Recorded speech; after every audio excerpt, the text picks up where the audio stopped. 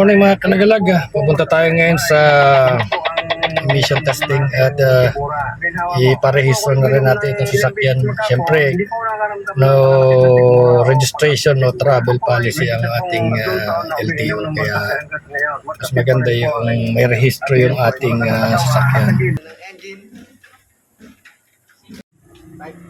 Pinag-apatan na po. Pare, nakita mo rin. Ano pangalan mo, sir? Tano. Ayan, Tano. Kasama na dati ito dun sa unang vlog natin. Tayo yung unang-unang nagparehistro dito.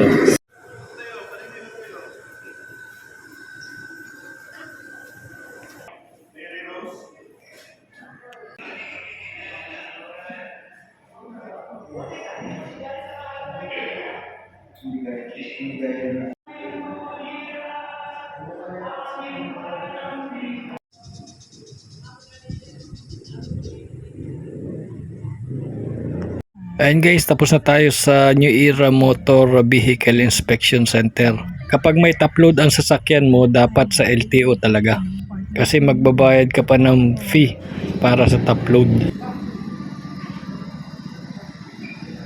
A few moments later. Tapos na tayo mga kalagalag sa pagrehistro ng sasakyan.